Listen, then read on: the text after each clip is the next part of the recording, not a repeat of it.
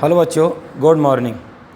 बच्चों, मैं सुशील पाठक कक्षा 7 के विज्ञान विषय के साथ आपके सामने फिर उपस्थित हूँ और आप सभी का मैं कृष्णा बाल विद्या मंदिर के YouTube channel online study KVM-IC में स्वागत करता हूँ। बच्चों, हमने पिछले टर्न पर पार्ट 3 का अध्ययन किया था, जिसके अंतर्गत हमने गति और समय के बारे में अध्ययन किया था और गति से संबंधित अन्य वस्तुओं की गति कौन सी होती है, कैसी कैसी गति होती है, प्रत्येक वस्तु की गति के बारे में हमने अध्ययन किया था।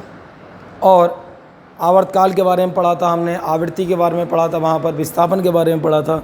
ये सारी चीज़ें हमने पीछे जो हमने टर्न पर हमने वीडियो देखी थी उसमें पढ़ा था, उसका अध्ययन किया था। आज हम आपके साथ कौन से विषय का अध्ययन करने जा रहे हैं? पार्ट 4 का विज्ञान विषय के अंदर क्या नाम है? पदार्थ की संरचना एवं प्रकृति। देखिए, इस पार्ट के अंतर्गत जो हम अध्ययन करेंगे उसमें पदार्थ क्या होता है, पदार्थ का वर्गीकरण, फिर जल की घुलनशीलता के आधार पर वर्गीकरण, पारदर्शिता के आधार पर वर्गीकरण और चुंबकत्व के आधार पर वर्गीकरण। बच्चों, आपने देखा है आखिरकार यहाँ पर बात आती है कि पदार्थ जो है वो क्या है, पदार्थ क्या है। आप देखेंगे पदार्थ है क्या। अब प्रत्येक चीज़ है, कोई भी चीज़ हो, आप किसी भी वस्तु को यूज करें, चाहे वो ठोस हो, चाहे वो द्रव हो, चाहे वो गैस हो, परंतु वो क्या है? पदार्थ है। अर्थात हम कोई भी चीज़ हो, चाहे वो एक तरह से सजीव के रूप में प्राप्त हो जाए, चाहे वो निर्जीव के रूप में प्राप्त हो जाए, परंतु वो क्या है? हमारा पदार्थ है जो हम उपयोग कर रहे हैं। अब आप देखेंगे कि यहाँ पर पदार्थ अगर हम डेफिनेशन बोलें तो डेफिनेशन होगी क्या, इसकी पदार्थ की हम डेफिनेशन देंगे कैसे? देखिए, पदार्थ की डेफिनेशन जो देंगे वो हम किस आधार पर देंगे? आपने देखा है हम कोई भी चीज़ रखें तो हम देखते हैं जो भी पदार्थ होता है, चाहे किसी तरह का हो, चाहे वो ठोस हो, चाहे वो द्रव हो और चाहे हमारा गैस हो, परंतु प्रत्येक जो है वो स्थान घेरता है।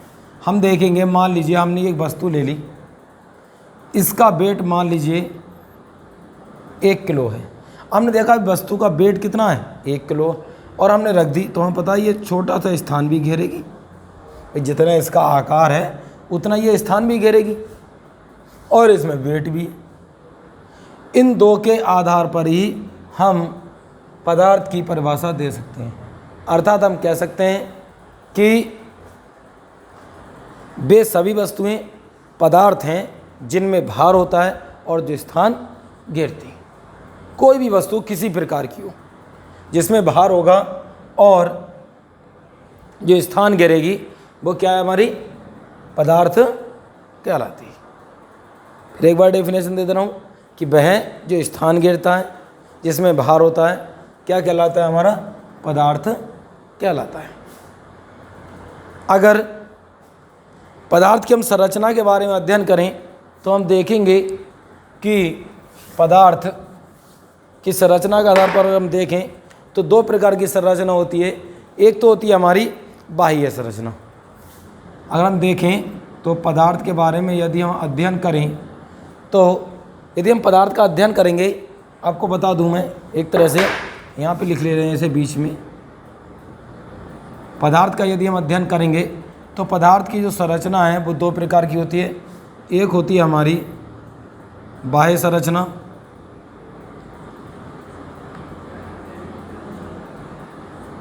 और दूसरी है हमारी आंतरिक संरचना।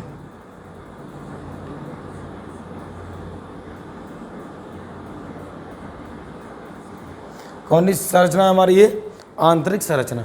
तो 2 प्रकार की संरचना होती है, बाह्य संरचना और आंतरिक संरचना। अब आप बोलेंगे यहाँ पर कि बाह्य संरचना और आंतरिक संरचना से दोनों का क्या अंतर है? आप देखेंगे बाह्य संरचना और आंतरिक संरचना दोनों का क्या मतलब है, यहाँ पर क्या इसका अर्थ निकलता है। तो यदि हम सोचें इसे तो जो बाह्य संरचना है हमारी, बाह्य संरचना में क्या आता है? जो बाहरी रंग रूप है, मान लीजिए बनावट है, इसके अंतर्गत क्या है हमारे,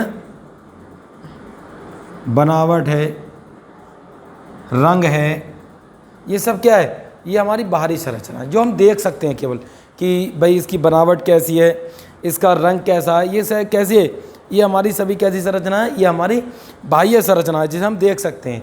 ठीक है नहीं, बनावट का मतलब हम इसे बनावट को आकार भी कह सकते हैं और रंग। और जो आंतरिक संरचना होती है वो होती है आंतरिक, जो आणविक संरचना होती है एक तरह से। अगर हम देखें तो जो हमारी आणविक संरचना होगी वो हमारी क्या कहलाएगी, वो आंतरिक संरचना होती है।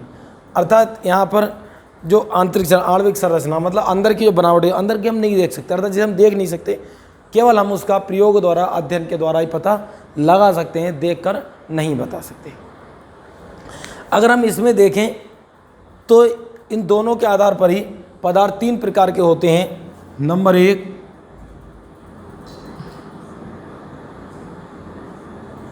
ठोस, नंबर 2 द्रव और नंबर 3 गैस। यदि हम देखें तो 3 प्रकार पदार्थ होते हैं, ठोस, द्रव, गैस। अब यहाँ पर बात आती है कि भाई ठोस, द्रव, गैस, इसे हम कैसे पहचानेंगे, इसे हम कैसे इसकी पहचान देंगे, कैसे हम पता लगाएंगे ये ठोस है, द्रव। अब वैसे तो हम जनरली तौर पे कह सकते हैं जिसे देखते हैं दबाते हैं नहीं दबता है, ठोस है, जो बह जाता है द्रव है, और जो उड़ जाता है वो गैस है। परंतु डेफिनेशन के तौर पे हम इसे कैसे बता सकते हैं? डेफिनेशन के तौर पे मैं आपको यहाँ पर बताते हुए चल रहा हूँ।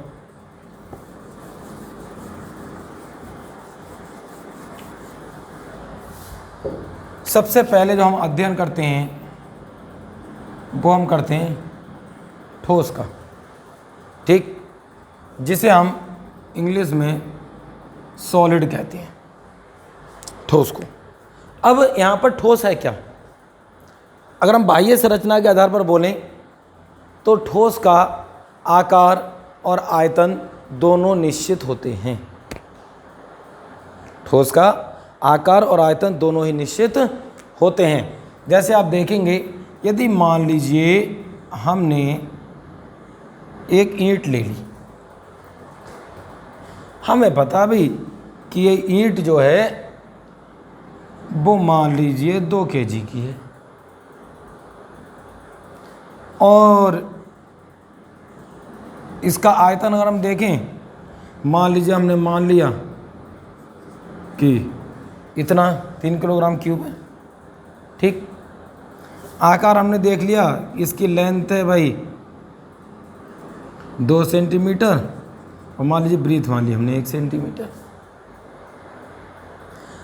अब हम इसे कहीं भी रख दें, किसी व्यवस्था में रख दें, इसकी लंबाई भी चौड़ाई भी यही रहेगी और इसका आयतन भी यही रहेगा, अर्थात इसमें कोई परिवर्तन नहीं होगा। तो वे वस्तुएं, ठीक है नहीं, या पदार्थ की वह अवस्था जिसका आकार और आयतन दोनों निश्चित होते हैं, हमारे क्या कहलाते हैं? ठोस पदार्थ कहलाते हैं। जैसे लकड़ी का टुकड़ा, ईंट, मेज, ये सारी चीज़ें क्या हैं? ठोस हैं।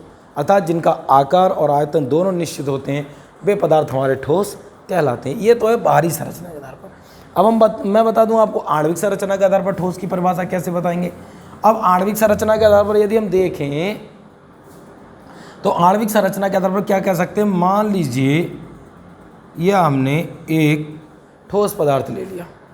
आणविक का मतलब अणु। इसमें होता क्या है, और हम देखेंगे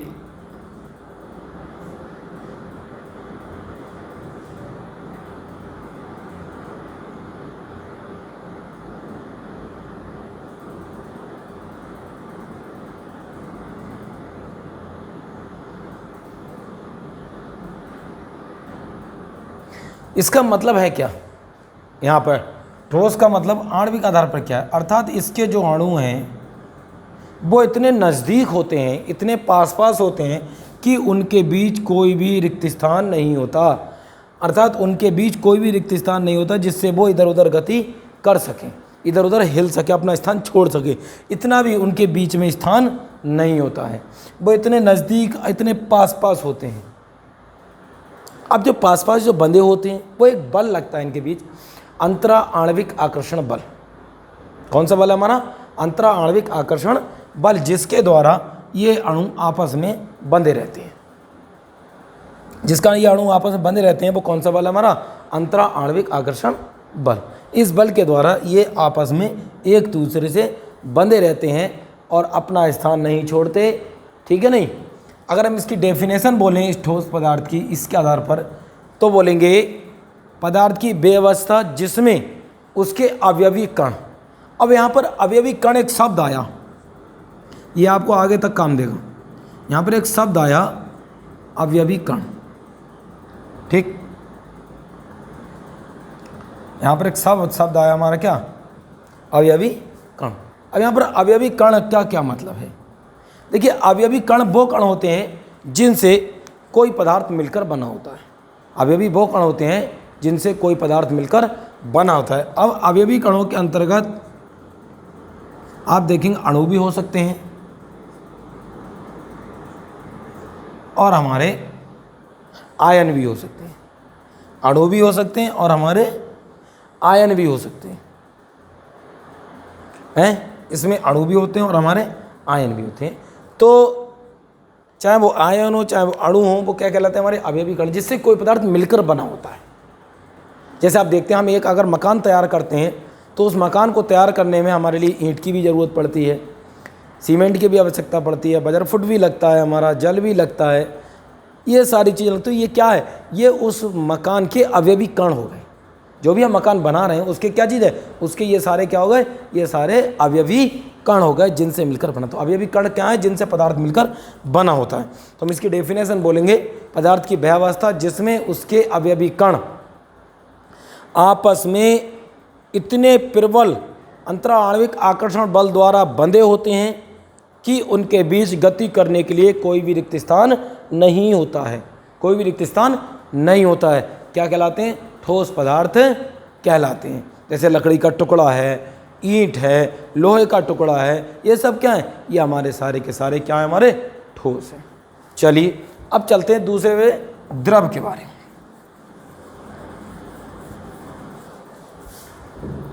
अब दूसरा हमारा क्या है? दूसरा है हमारा द्रव। क्या चीज़ है हमारा दूसरा है हमारा द्रव। दूसरा क्या हमारा? द्रव। जैसे इंग्लिश में हम क्या बोलते हैं? इंग्लिश में हम इसे कह देते हैं लिक्विड। क्या कह देते हैं इसे? हम लिक्विड कह देते हैं हम इसे इंग्लिश में। तो सबसे पहले हम बाहरी संरचना के आधार पर पहचानें। बाहरी संरचना के आधार पर आप देखेंगे, मान लीजिए हमारे पास 1 लीटर दूध है। हमने देख लिया कि हमारे पास 1 लीटर दूध है। हमने क्या किया? हमने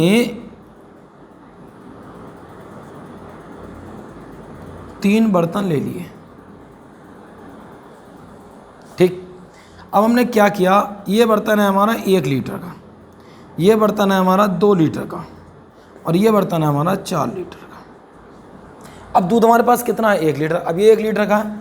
हमने देखा, जब हमने इसे 1 लीटर वाले को 1 लीटर में करा तो हमने देखा ये लीटर बिल्कुल पूरा भर गया, ठीक। अब हमने क्या किया? इसी 1 लीटर दूध को भैया 2 लीटर वाले में कर दिया। तो हमने देखा कि ये 2 लीटर वाला जो है ये हमारा आधा ही भरा। अब हमने इस दूध को 4 लीटर वाले में कर दिया तो हमने देखा कि इसका लीटर का 1/4 भाग ही भरा है इसमें। अब इस उदाहरण से आपको क्या समझ में आता है? आप मुझे इसमें कमेंट करके भी बता सकते हैं कि भाई इसमें क्या समझ में आता है। और हम इसके आधार पर देखें तो मैं आपको बता दे रहा हूँ, इसके आधार पर क्या बोल सकते हैं हम, क्या देख सकते हैं हम इसमें। यदि हम देखेंगे तो हमारा ये तीनों अवस्थाएं हमने देख ली, ठीक। इनमें देखा हमने 1 लीटर, 2 लीटर, 3, 4 लीटर, हमने अलग अलग सब में दूध कर दिया। हमने देखा 1 लीटर वाले में हमने किया तो ये पूरा भर गया, 2 लीटर वाले में किया हमने तो हमने देखा कि आधा भर गया, 4 लीटर वाले में किया हमने तो हमने देखा ये कि आधा 1/4 हिस्सा भर गया इसका। अब कहने का तात्पर्य क्या? दूध तो हमारे पास 1 ही लीटर है ना, ये पात्र हैं, ये दूध की मात्रा नहीं है, ये पात्र की वैल्यू है। ये 1 लीटर का है, ये 2 लीटर का और ये 4 लीटर का। और दूध हमारे पास कुल कितना है? केवल 1 लीटर। अब हमने इसे अलग अलग पात्र में कर दिया और हम इसके डेफिनेशन पर बोले तो पदार्थ की वह अवस्था जिसका आयतन तो निश्चित होता है परंतु आकार निश्चित नहीं होता है, जिसका आकार निश्चित नहीं होता, आयतन निश्चित होता है परंतु आकार निश्चित नहीं होता। क्या कहलाते हैं हमारे? क्या कहलाते हैं हमारे? द्रव कहलाती है, द्रव अवस्था कहलाती है। जैसे आप देखेंगे 1 लीटर, 2 लीटर, 4 लीटर, ठीक। अब क्या हमने देखा कि दूध तो हमारे पास केवल 1 लीटर है परंतु इसमें अलग आकार है, इसका अलग आकार है, इसका अलग आकार है। अर्थात हम कह सकते हैं कि पदार्थ की वह अवस्था जिसमें आयतन तो निश्चित होता है परंतु आकार निश्चित नहीं होता है, आकार निश्चित नहीं होता है, द्रव कहलाते हैं, द्रव कहलाते हैं। समझ में आओगे? ये क्या हमारी ये बाहरी संरचना है पर कि आयतन निश्चित है परंतु आकार निश्चित नहीं है। तो वे पदार्थ या पदार्थ की वह अवस्था जिसमें आयतन तो निश्चित है परंतु आकार निश्चित नहीं होता है, द्रव अवस्था कहलाती है, द्रव पदार्थ कहलाते हैं। चलिए अब इसी को हम आणविक आधार पूछ सकते हैं कि आणविक आधार पर हम ऐसे कैसे पहचानेंगे। अभी हमने देखा, ये हमने एक पदार्थ ले लिया, हमने देखा कि ठोस में अणु बहुत नज़दीक नज़दीक थे परंतु इसमें क्या होता है, इसमें ठोस की अपेक्षा अणु जो होते हैं वो कुछ दूर दूर होते हैं। अणु क्या होते हैं? अणु कुछ दूर दूर होते हैं, किसकी अपेक्षा? ठोस की अपेक्षा,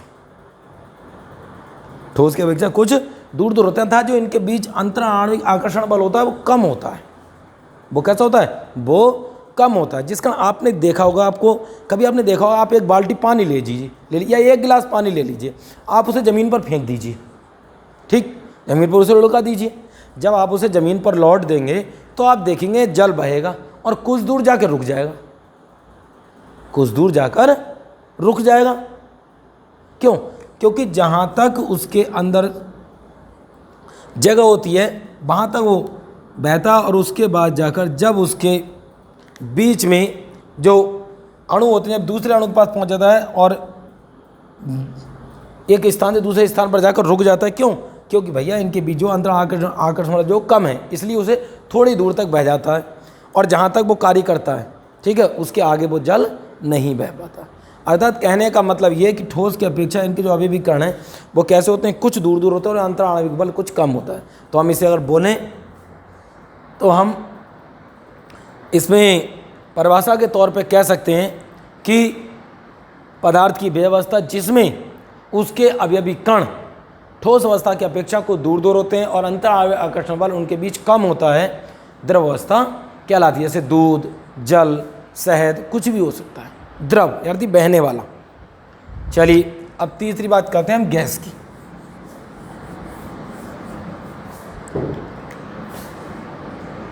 तीसरी अवस्था है हमारी क्या? गैस अवस्था। अब गैस अवस्था में क्या है हमारा देखेंगे। अगर हम बाहरी संरचना के आधार पर देखें तो हमने देखा, हमने 2 पात्र ले लिए, हमने देखा हमने इसमें गैस की 1 किलो गैस तो इसमें भी पूरी भर गई, हमने इसमें की तो इसमें भी पूरी भर गई और उसके कुछ आयतन में भी अंतर हो गया।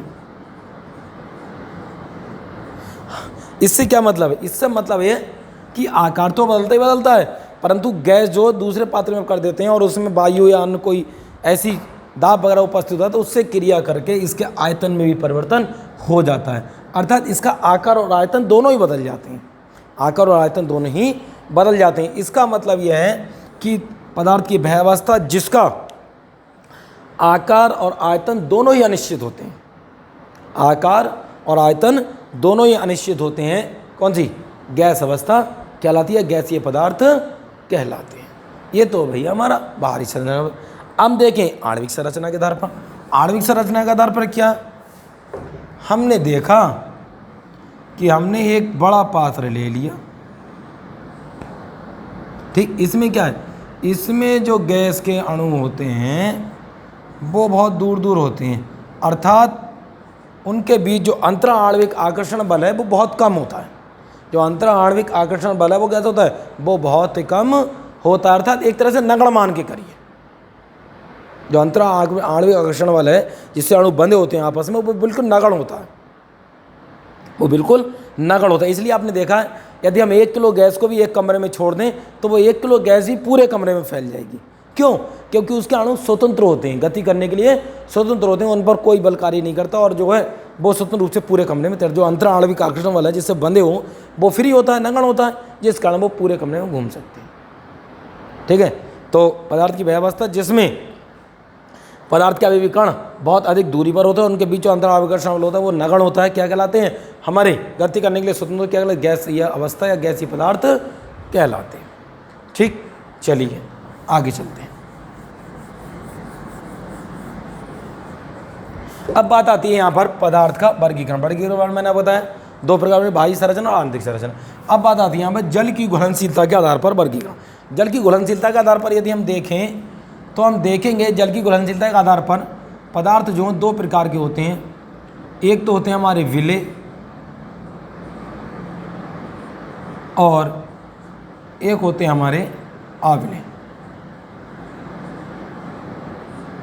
2 प्रकार के पदार्थ होते हैं, विलेय और हमारा आविलेय। अब विलेय और आविलेय में क्या अंतर है? आपने देखा है हमने क्या किया, हमने भैया 2 गिलास ले लिए। ठीक, हमने क्या किया, इसमें जल भर दिया। क्या भर दिया हमने? दोनों में जल भर दिया और हमने इसमें कुछ चीनी डाल दी। हमने देखा, ठीक, इसमें तो हमने डाल दी चीनी, इसमें क्या डाल दिया हमने? चीनी। और इसमें क्या डाल दिया? इसमें डाल दिया हमने रेत। अब हमने देखा, दोनों को हमने चलाया, एक चम्मच ले ली और हमने दोनों को चला दिया, कुछ देर रखा रहने दिया। हमने देखा 1 मिनट रखने के बाद कि चीनी तो पूर्ण रूप से जल में घुल गई, परंतु रेत जो था वो नीचे तली में बैठ गया। हमने उसे लौटा, दूसरे में तो हमने देखा चीनी तो पूर्ण रूप से घुल गई, परंतु रेत है वो उसमें नहीं घुला, वो नीचे तली में बैठ गया। इसका मतलब क्या है? जो पदार्थ जल में पूर्ण रूप से घुल जाते हैं, पूर्ण रूप से घुल जाते हैं, वो क्या कहलाते हैं? हमारे विलेय। क्या कहलाते हैं? हमारे विलेय पदार्थ। और आविलेय जो जल में नहीं घुलते, जैसे रेत। रेत नहीं घुलता। तेल मिलाएंगे आप जल में, नहीं घुलेगा, तेल ऊपर रहेगा, जल अलग हो जाएगा। तो ये क्या है? ये हमारे क्या है? विलेय और आविलेय दोनों में अंतर मैंने बता दिया। जो जल में पूर्ण रूप से घुल जाते हैं वो क्या कहलाते हैं? हमारे विलेय पदार्थ कहलाते हैं। जो नहीं घुलते हैं वो क्या कहलाते हैं? हमारे आविलेय पदार्थ कहलाते हैं। जैसे रेत और चीनी। चीनी घुलनशील है अर्थात विलेय पदार्थ है। चीनी कैसा है हमारा? चीनी जो है हमारा विलेय पदार्थ है। और रेत कैसा भैया? आविलेय। रेत कैसा है हमारा? आविलेय पदार्थ है। ठीक, तो जल की घुलनशीलता में कितने 2 प्रकार पदार्थ होते हैं, विलेय और आविलेय। चलिए आगे चलते हैं। अब आता है पारदर्शिता के आधार पर।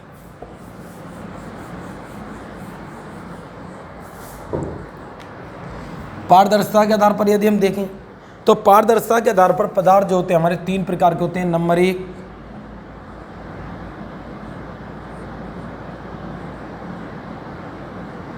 पारदर्शी पदार्थ, नंबर 2 अपारदर्शी,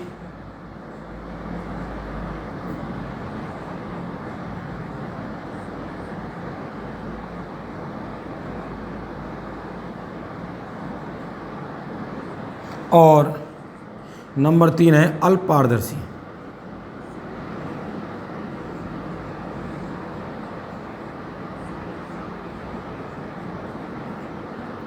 अगर आप यहाँ पर देखें तो सबसे पहले बात आती है पारदर्शी की बात। आप पारदर्शी की बात करते हैं। पारदर्शी वो पदार्थ होते हैं जिसके हम आर पार देख सकते हैं। जैसे अभी मान लीजिए ये मेरे हाथ में ये मैंने चश्मा लगा रखा है, इसमें जो लगा हुआ है क्या? लेंस है। लेंस में क्या? लेंस के मैं आर पार देख सकता हूँ, लेंस के मुझे आर पार दिख रहा है, इसीलिए मैं आपको चश्मा लगा के पढ़ा रहा हूँ। तो ऐसे पदार्थ जिसके हम आर पार देख सकते हैं, जिनके आर पार देखा जा सकता है, वो कैसे पदार्थ कहलाते हैं? हमारे पारदर्शी पदार्थ कहलाते हैं। जैसे लेंस, लेंस क्या है हमारा? पारदर्शी पदार्थ है।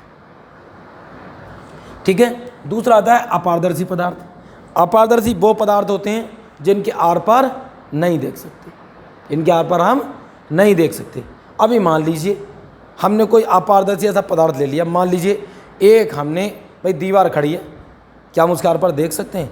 नहीं देख सकते। मान लीजिए कोई हमने कवर ले लिया, ठीक है नहीं, या मान लीजिए अभी ये डस्टर ले लिया, अभी हम देखना चाहें, अब मैं डस्टर के इधर मान लीजिए ये हमने क्या नाम है मारकर रख दिया, अब हमें ये क्या दिख रहा है? नहीं दिख रहा, हमें नहीं पता क्या है क्या नहीं है, हमें नहीं दिख रहा। क्यों? इसके हम आर पार नहीं देख सकते। तो वे पदार्थ जिसके आर पार नहीं देखा जा सकता अपारदर्शी पदार्थ कहलाते हैं। जैसे कोई टीन का तख्ता है, उसके आर पार हम नहीं देख सकते, ठीक है नहीं, तो वे पदार्थ जिनके आर पार नहीं देखा जा सकता अपारदर्शी पदार्थ कहलाते हैं। उसका आता है अल्पपारदर्शी। अल्पपारदर्शी क्या है? वे पदार्थ जिनके आर पर धुंधला देखा जाए। जैसे आपने देखा तेल में भीगा हुआ कागज, तेल में आप देखेंगे तेल में हमने कागज भिगा लिया और आप देखेंगे तो हम देखेंगे बहुत धुंधला दिखाई पड़ता है हमें, बहुत धुंधला। तो वे पदार्थ जिनके आर पार धुंधला यानी कि बहुत कम दिखाई पड़ता, धुंधला दिखाई पड़ता है, वो क्या कहलाते हैं? हमारे अल्प पारदर्शी पदार्थ कहलाते हैं। तो पारदर्शी आधार पर 3 प्रकार के पदार्थ होते हैं, पारदर्शी, अपारदर्शी और अल्प पारदर्शी। ठीक, चलिए आगे चलते हैं। अब बात आती है चुम्बकत्व के आधार पर।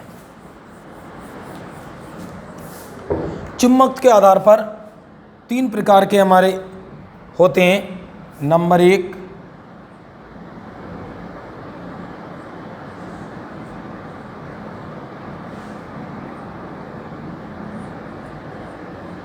प्रतिचुम्बकीय पदार्थ, दूसरे क्या है? अनुचुम्बकीय,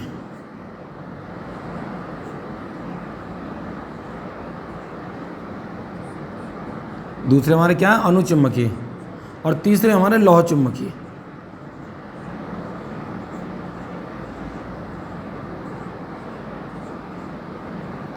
आपने देखा है सबसे पहले बात आई थी प्रतिचुम्बकीय। आप देखेंगे प्रतिचुम्बकीय वे पदार्थ जो कि चुम्बक, इससे पहले आपको एक चीज़ बता दें, चुम्बक एक चुम्बक होता है, एक लोहे का ऐसा टुकड़ा होता है जिसमें 2 ध्रुव होते हैं। इसे हम देखें चुम्बक को तो नॉर्थ साउथ 2 ध्रुव होते हैं, उत्तरी और दक्षिणी। चुम्बक की ये खासियत होती है, इसका उपयोग दिशा ज्ञात करने के लिए भी किया जाता है चुम्बक का। अब आप कहेंगे दिशा ज्ञात करने के लिए कैसे किया जाता है साहब? दिशा ज्ञात करने का मतलब ये है, हम कोई चुम्बक लें, आप एक चुम्बक को लीजिए और उस चुम्बक को एक धागे में बांधिए और धागे में बांधने के बाद उसे हिलाकर छोड़ दीजिए, इस तरह से पकड़ लीजिए और उसे छोड़ दीजिए।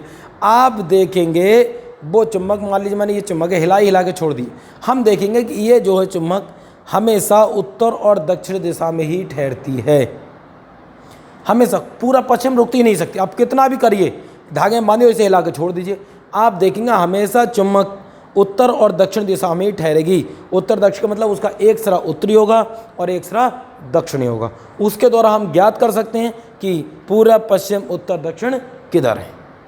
तो इस चुम्बक का प्रयोग दिशा ज्ञात करने के लिए भी किया जाता है। इसी के आधार पर पदार्थ 3 प्रकार के होते हैं चुम्बक के आधार पर, प्रतिचुम्बकीय, अनुचुम्बकीय और लौह चुम्बकीय। प्रतिचुम्बकीय होता है, आपने देखा है कुछ पदार्थ ऐसे होते हैं चुम्बक से चिपकते ही नहीं है, जो चुम्बक से नहीं चिपकते, वो कैसे पदार्थ कहलाते हैं? वो हमारे प्रतिचुम्बकीय पदार्थ कहलाते हैं। जैसे जस्ता, सोना, जल, ये भैया चुम्बक से नहीं चिपकेंगे, ये कैसे पदार्थ हैं? प्रतिचुम्बकीय।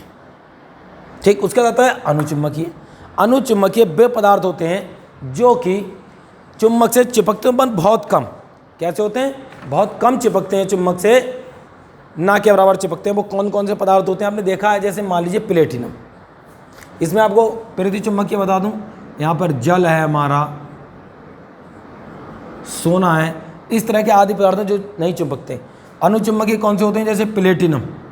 आप देखेंगे कि प्लेटिनम जो है हमारा ऐसा पदार्थ है जो चिपकता तो हमारा बहुत कम, उसकी चुम्बक शक्ति होती है वो कैसी होती है? बहुत कम होती है, अर्थात इससे बहुत कम चिपकता है। कैसे? चुम्बक से।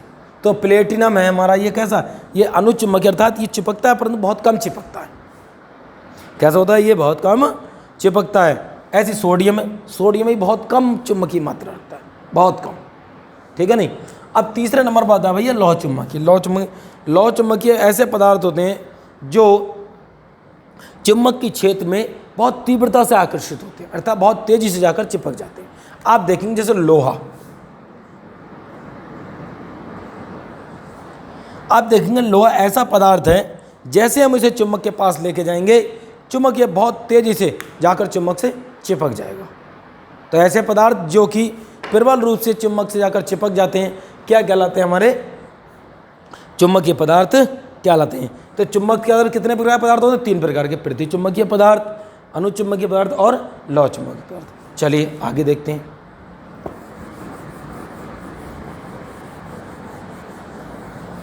यहाँ पर मैंने आपको शुरू में, अभी वीडियो के शुरू में ठोस पदार्थ के बारे में बताया था। वहाँ पर एक चीज़ आपको और बता दूँ इस वीडियो में, ठोस पदार्थ भी 2 प्रकार के होते हैं हमारे।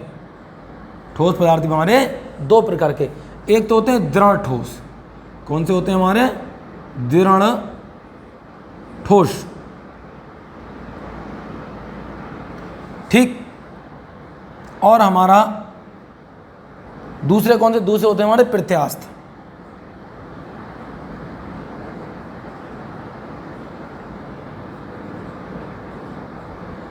दूसरे कौन से होते हैं?